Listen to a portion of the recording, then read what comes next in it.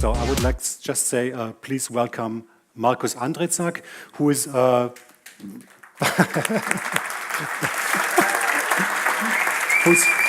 who's founder of the company Überprodukt. And yeah, he's helping companies to innovate, to find out what kind of products should they do and what kind of products should they iterate to the next generation. So thank you very much, and the stage is yours. Thanks. Yeah, so I'm a bit humbled. So there's football outside. It's late already. Some guys have been on Jeff's workshop yesterday for the whole day. So it's 8 o'clock in the evening, and what you get to hear is news from a product guy, the dark side. So I'm not a techie. I don't have a clue about how to deliver things. I'm interested in delivering things, and I don't care how it gets to the client. So what I want to talk about is how can you help me deliver things, and what are the options you can provide to me. And that's the whole perspective of this talk. So I can't tell you anything about Docker containers, security in Docker containers, standard configurations of security for Docker containers, any of this. It's all, I just picked it up like burps on a table. I don't have a clue about this. So to show you a little about, so I will talk about many levels of where you can provide options to me, but I want to first start with grounding the whole system I'm talking about and grounding it by my experience I made with DevOps in a way, and writing software and delivering it to people. So a little walk down memory lane here. This is my desk around 1982, 1983. I bought this from my neighbor for 800 Deutschmark at the time, used, of course. I couldn't afford it. I think the new price was 1,200 Deutschmark. And what I did was my mom would sit here and basically read to me all the program listings in the magazines. I would punch them into the keyboard, poke this and that and whatever, you know. My neighbor was a hacker kind of guy, and he always sold me games he actually hacked, and they always said they were produced by him, and I didn't get it. I thought he really wrote these games. Anyways, so a little later I bought this guy over here, and I had to program in Pascal and whatever, and what I did with it is it was the time of fractals, and I printed t-shirts with it and sold it, being, I don't know, what is it, 20 years old, and making a little dime with it was a big deal to me. Anyways, so I studied that stuff later on, and it was around 96, and this is basically all the floppies I needed to install Linux on my little PC, and I don't even know if the Penguin was already involved at that time. And then I got actually into the business of writing software. So I was working at a university, and we were really good at knowledge retrieval and clustering things and all these things. And we copied all the IBM algorithms there were, and dynamic clustering and what have you. And we actually came up with a patent for search engines, which was kind of a similar thing to the PageRank algorithm, and we made it big time later on, selling it for Grun and Ja. You will see kind of a screenshot later on. So, and this is how we did things. We had makefiles, we had R shell, we had R copy, Perl, and some guts, and we were naive enough to work this way. So basically what we did, we wrote the software and we just deployed it and delivered it and whatever, and it was kind of one thing to us. And I'm telling this because it seems to me that it's a bit different today. So it's not how you seem to run things anymore. So anyways, it worked. This is what we did. So the internet doesn't forget. So this is my past. I was part of this Fireball, whatever team at the time, still at Technical University. And this is the time we sold it to Grun and Ja instead of becoming Google or whatever. Anyways, it was a similar thing. And it was actually a pretty good thing at the time, and it made some good time also. And working this way that I just told about, like, I write software, I have a team to lead, we deliver the stuff, we hack along on the production system, actually this production system. So it was Easter time, and we had a problem, and we just had no other way than hacking the live system. And we did it, and we were naive, and we had the guts, and it just worked okay. And you know, I'm not proud of it. It was just the way it was at the time, in a way. HTML 0.5, basically. We built the whole backbone and whatever. So somehow it came to my mind that I thought, somehow things work out, but you don't have any clue why things work out, actually. So I went into consulting for some years, and I thought, these guys must know how things really work. Turns out, several years later, I came back to the same company, and now something really interesting happened. My best friend in the company actually had a job at this company for some time, Mobile.de, and a colleague of Mobile.de is sitting over there. And he came back to me and said, he was living in Berlin, and he had some hotel nights in Berlin because Mobile.de is way outside of Berlin. And he said, I was working for weeks with the guys at Mobile.de working on the deployment. And this is where it hit me. Working for weeks on the deployment. Something has changed. Something must have changed. It doesn't seem to be Perl scripts and whatever. Some system might be there, which is really complicated, and only Holger had the knowledge to help these poor guys at Mobile. So something's not working the way it was at the time.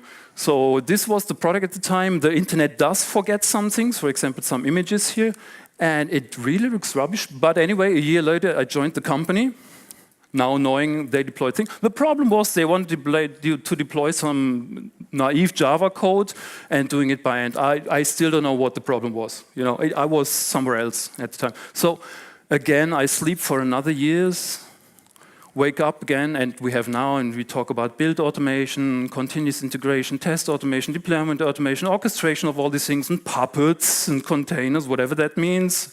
Last time I looked around, the container was the thing you put somewhere. Nowadays, it's something different, whatever.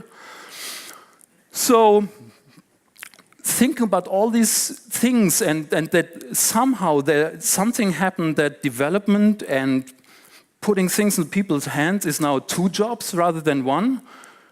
I thought about what does it do to the working environment, what does it do to me, to my clients, to whomever. So I thought a little about what are actually human needs in work environments.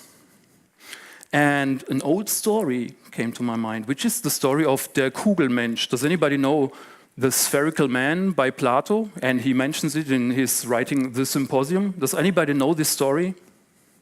Oh, 1. Great. So it's not a miracle. It goes like this. Man in the beginning was a sphere, had 2 heads, 4 arms, and 4 legs. By having all these things, he was so powerful and wise and nimble that he actually was a threat to the gods. So the gods around Zeus convened and said, we got to do something about these guys. They're too powerful. They might reach us somehow. So the deities decided we should split them in half, make them 2. So each of the halves now has 1 head, 2 hands, 2 legs, still being powerful, but not too powerful, not a danger for us anymore. And since that day, we're looking for the other half, of course, And sometimes we meet them and are happy and marry them and get child and whatever. But we want to be one again somehow. We call it love in a romantic way. And of course, I'm telling this story because I think there's something going on like this with DevOps in a way. So there was, at my time, it was DevOps basically, and now it's Dev and Ops, and then it's DevOps, whatever, And what I think is that human beings have a deep need for being on their own since we're parted.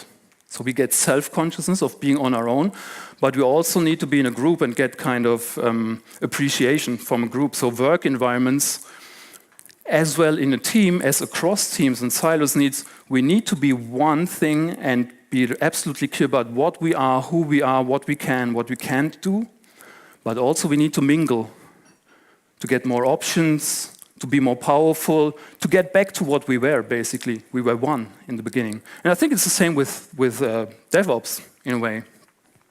And also what it seems to me, this metaphor about the sphere is something about wholeness, some holistic thing behind it. And I think we look for some kind of quality within things. And I come to that later on.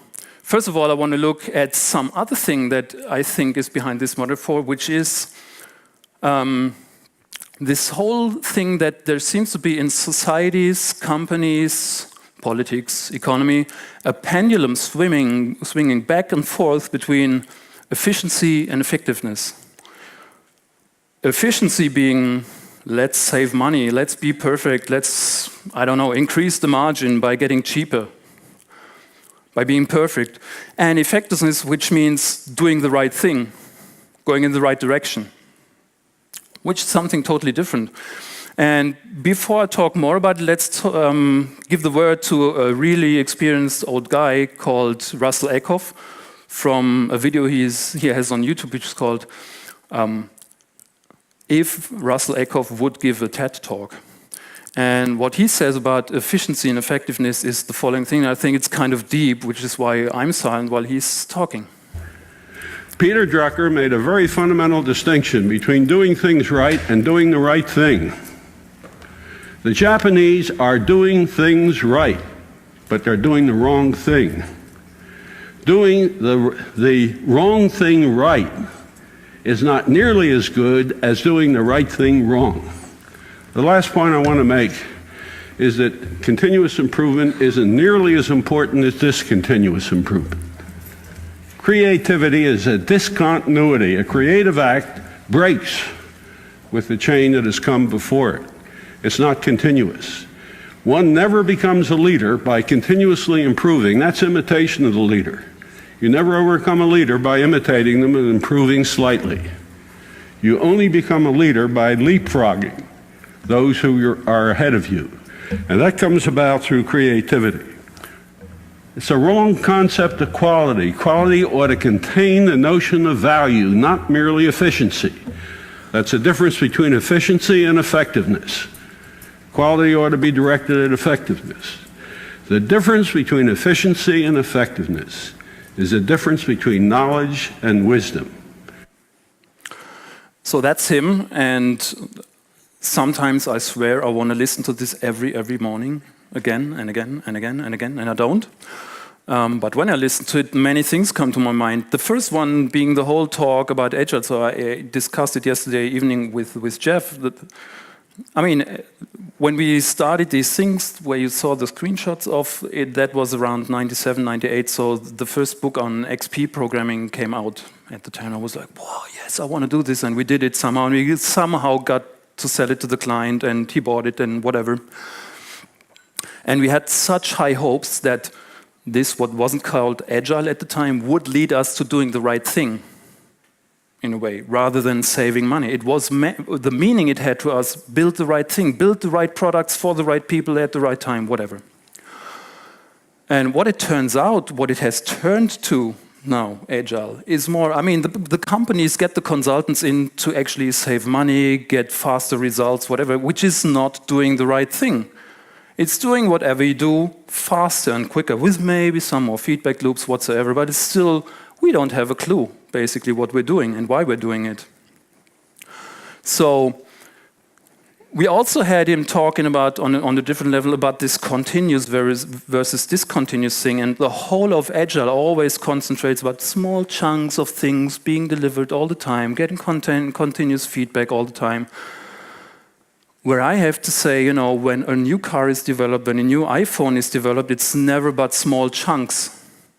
I want the whole iPhone, I want the whole car, I want the whole beauty of the whole product, I want the whole plant in my garden, not small pieces which I can collect to be a plant later on and which come continuously. Sometimes I want the big chunk.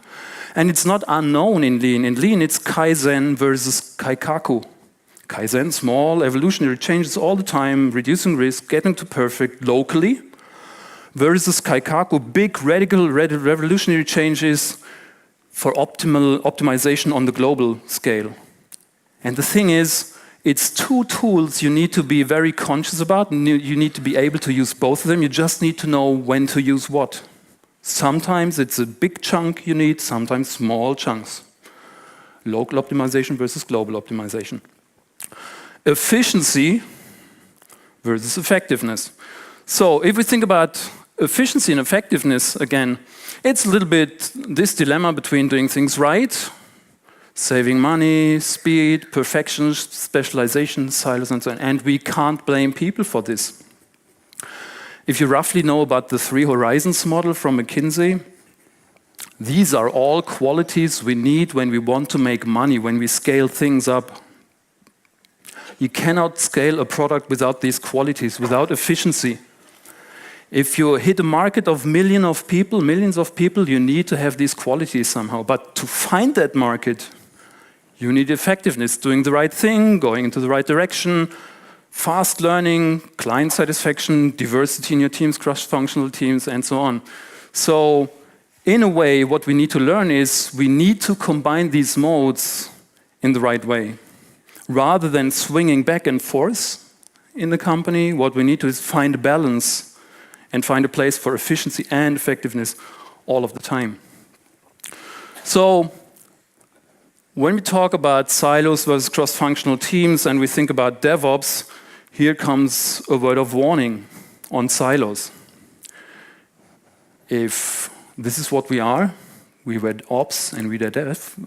After my time, of course. I was born in the good times still. So, this is what's happening in a way. We become DevOps, and yes, I know it's more than that. The sum is more than the sum of the pieces, and so on. So, still, from the outside world, this is what we are, DevOps. So, maybe I go back a step. So, we all were in the training. We were at your brilliant workshop.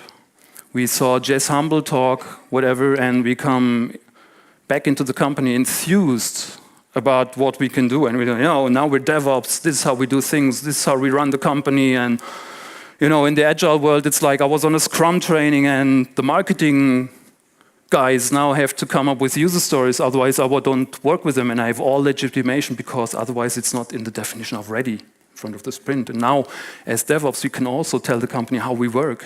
This is how we run things. Guess what? Other people in the company also have their small little silos and courses and classes and sessions and workshops. And they also have kind of their targets, what they will improve this year. And if all of them act like we do, this is how we run things, where we end up in a mess basically, and we don't optimize the company, we optimize all the silos there, and we're just another silo, DevOps, which tries to make the company run as we want it. User stories here, continuous deployment there, continuous delivery there, whatever, There's this change product guy who wants to have a big bang before he has this great marketing stunt on the next fair somewhere. It's not how we run things anymore. We have continuous delivery, small chunks. So this is what's happening when we still behave like a silo.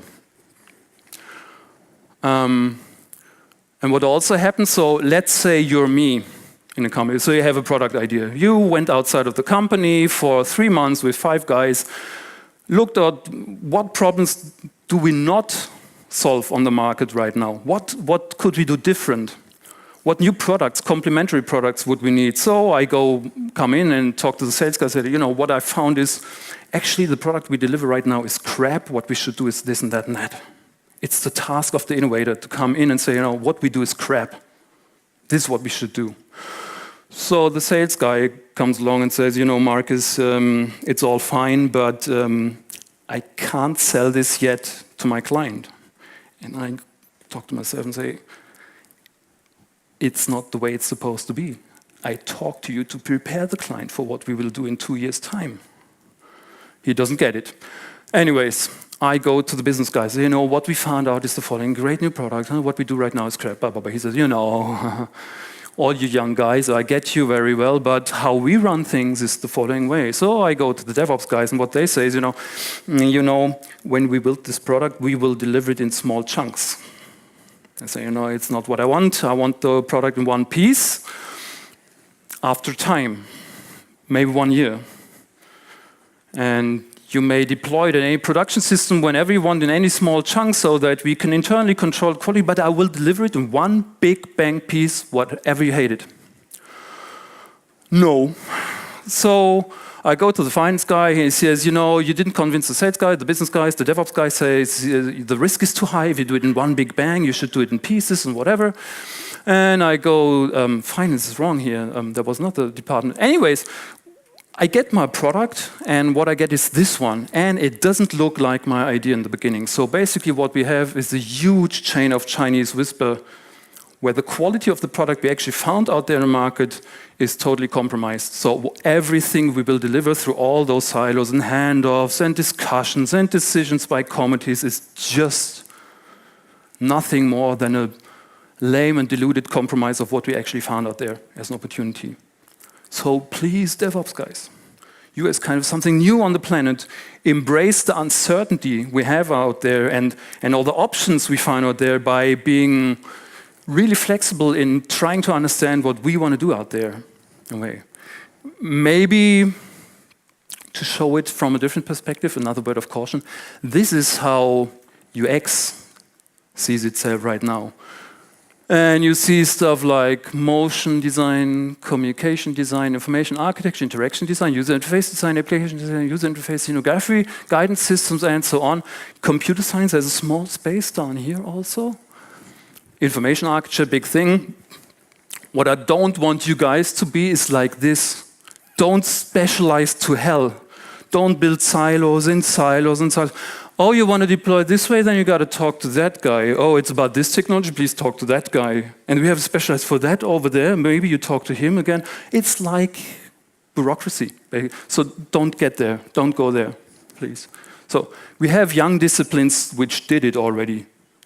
Not a way to copy. So again, if you think to the outside world, you're not a silo, and I don't blame you for it. We are all in silos, and we just have blind spots. What's your language? What's your givens? What I said, delivery in small chunks. To me, it's like, sometimes it's like hell. In the discussions I have on this, also what I said before, container.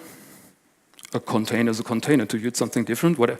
These are all signals to the outside world that there's already a culture which is different from other cultures, and it doesn't mingle that much. So take care, in a way. So I was talking about quality a lot of things, so a lot of times. And what I said in this compromise is obviously when I get a triangle where actually what I ordered is a square, somehow quality is lacking, quality is missing. I found something. I had an intention of building this product for hitting this and that market, for these and that people in this and that context. And what I get is something completely different. So it's a lack of quality. And one of the nicest things, because it's so unprocessy and so irrational, is the definition of this quality without a name by Christopher Alexander. Who knows Christopher Alexander, the great patent guy? Yeah. So what he says is, to seek the timeless way, we must first know the quality without a name. There is a central quality which is the root criterion of life and spirit in a man, a town, a building, or a wilderness. This quality is objective and precise, but it cannot be named. And it sounds so esoteric, but it is so true. If you think about all the products you bought, which you really, really loved, what I think is to you, they had this quality without a name. You cannot tell me why you bought it.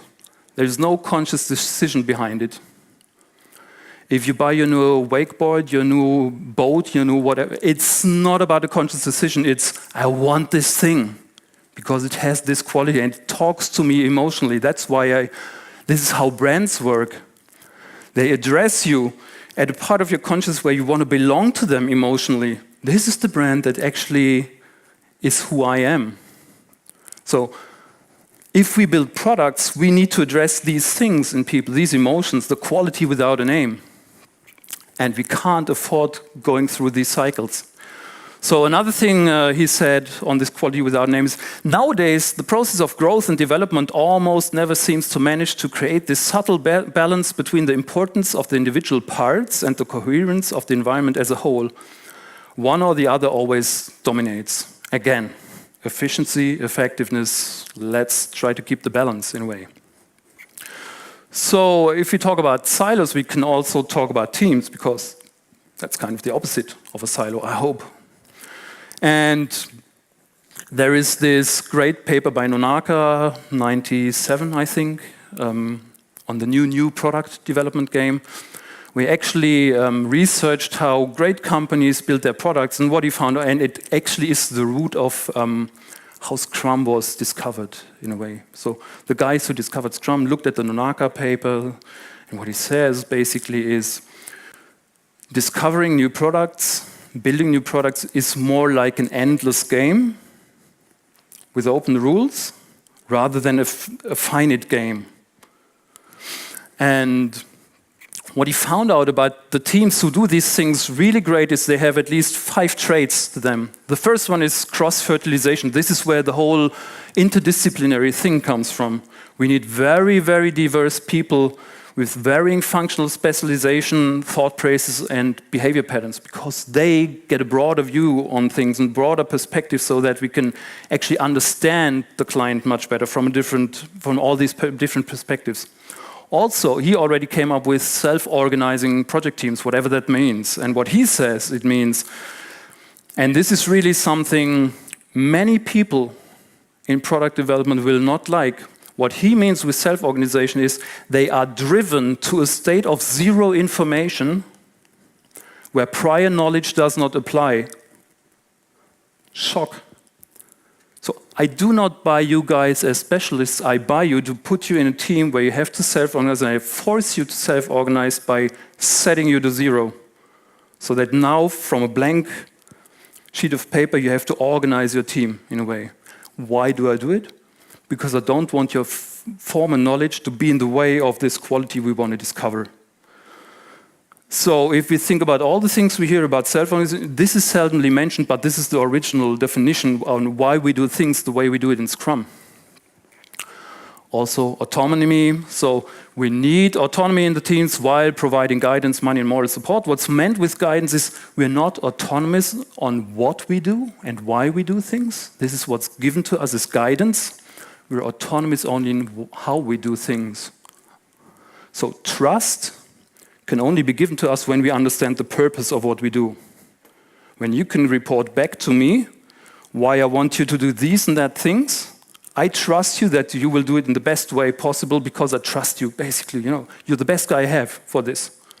And this is what's meant with autonomy. Not we can go crazy and do whatever things we might find funny, and what's my opinion? There is no opinion in all these things. We need to still understand the purpose of the company, of the product, whatever. So also there is involved a task for us, multi-learning. We still need to stay in touch with the outside world, the outside sources, outside of our team. Also what we need is some subtle control, what I said, guidance, and so on. So this was all more on the meta level. What can we do as teams? How do they need to be structured? What dangers are lurking around the corner along silos? But now comes where I really need you guys. And I first need you to understand a small historic journey from how we built products in the past and how we build products nowadays and what's the future of it. Because how we build products now, this is where we really need you, because you have some special skills that no one else on the planet has, and where only you can kind of help us to shape the future. Funny enough. So, in the past, building a product was really this thing. Building a product. Build one thing to perfection. Understand a job a customer needs to have done, and then build the thing for him which does that job for him. Nothing else. One thing, a car, a spoon, a plate, whatever. And we had a process for this. A bright guy has an idea, he puts on some requirements, he puts it in a plant, and it gets produced, and you have the product. Whatever. Straightforward. So, value was more or less created upstream. The product guy who has the vision and who understood the client, he basically said, this is what we need to do. Do it. Value. So basically it's a product genius that we need. Key skill is then understand, define the essential job to be done by the client. Hard enough, but still the past. So what it leads to is the opening slide. You end up with a car with a navigation system, and it does the job somehow. I want a navigation system. It's all fine. So remember that image for later on.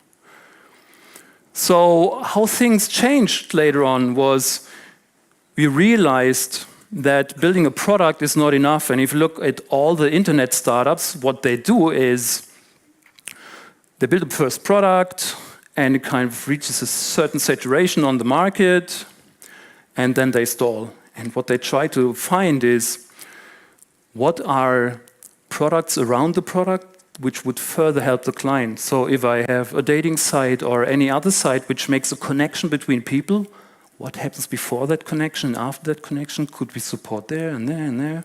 And what we build is products which help before and after that central transaction, basically.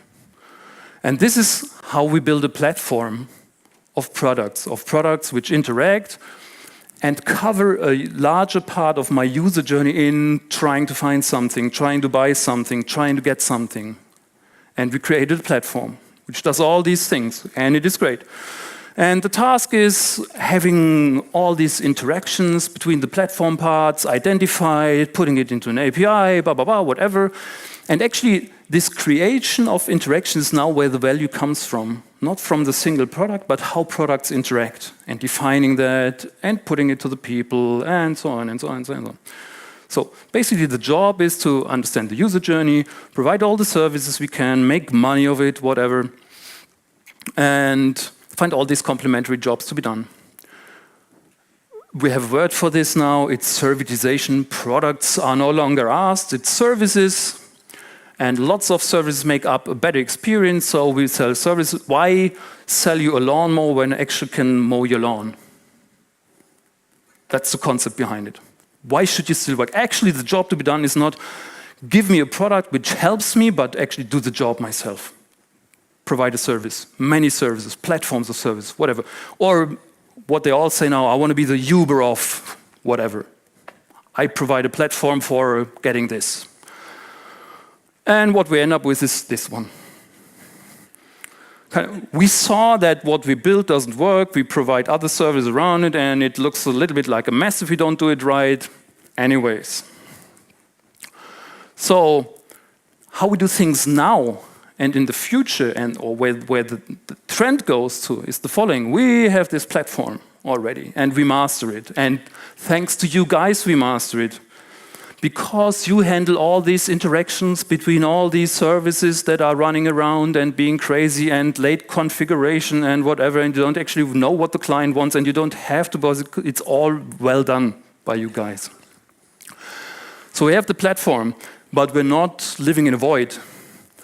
Around us are other guys doing similar things. There's other circles around us providing a similar service.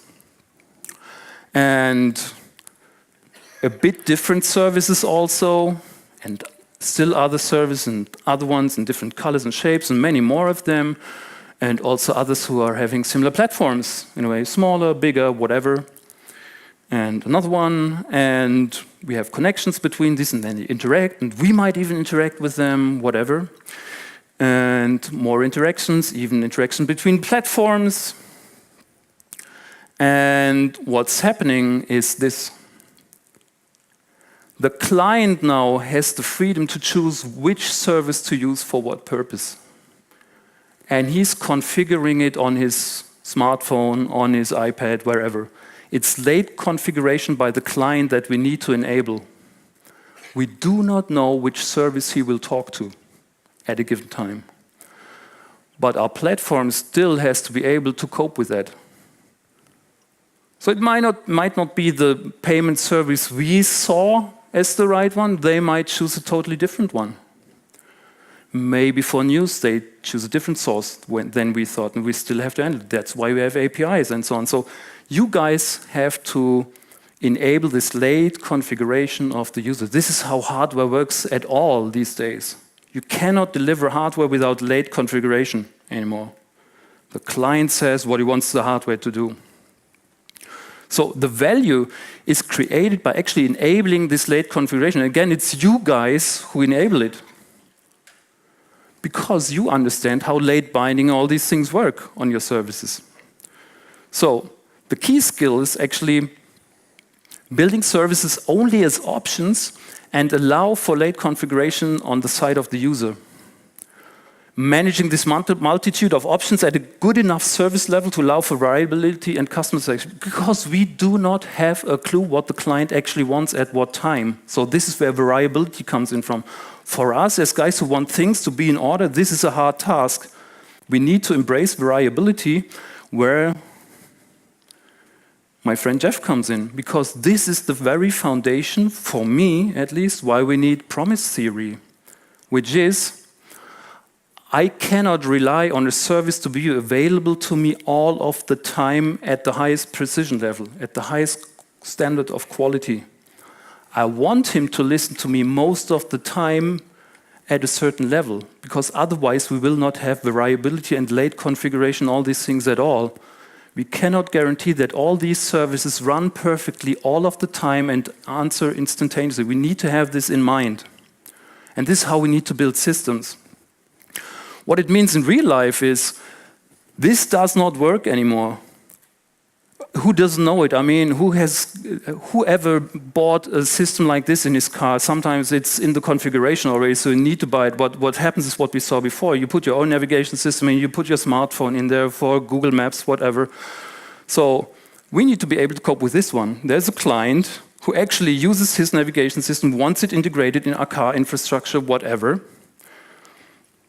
And it still needs to work somehow. This is how the new systems will work, and we need to be able to enable it and support it.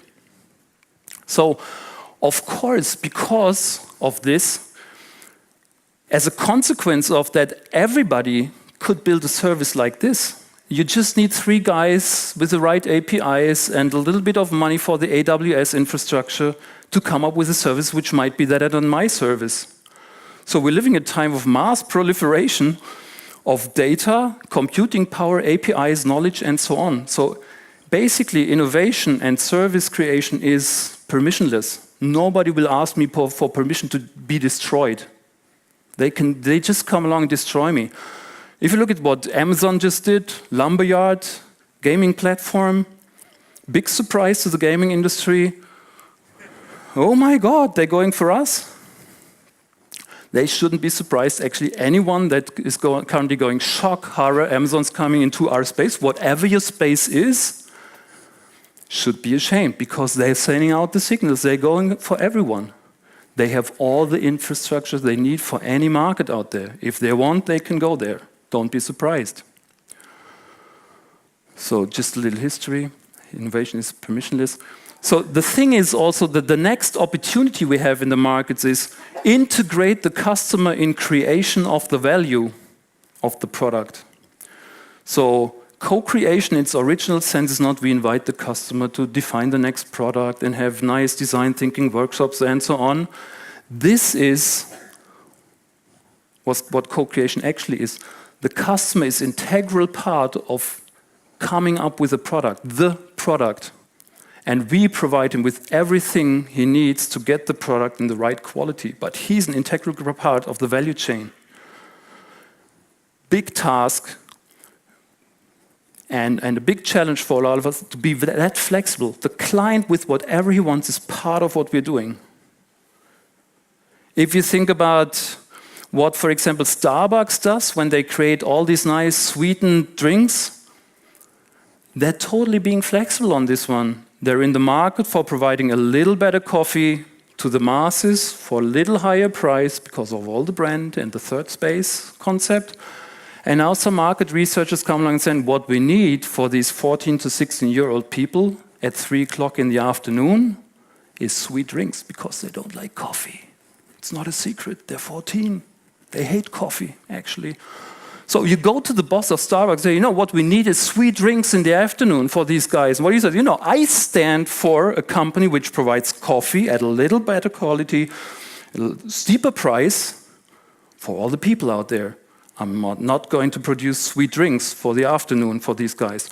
No, they're totally flexible. They're doing it. And this is how flexible we need to be. This is against everything we know about being in control, having things in an orderly manner. The client hits us with all his disruptive thoughts about what he actually wants. And we need to provide him with that opportunity because otherwise he's going to the neighbor and gets it there. There's a lesson in it. If you want to be fast, you will lose control.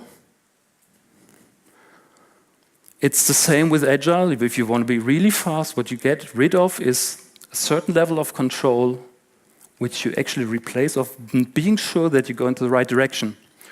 In the end, you just want to be good enough and embrace promise theory as a core thing behind all that, so that we can enable this one. Because otherwise, we will be disrupted by any guy up there doing this and that to our service. And this is the end. I hope you take some stories with you for that one. Thanks.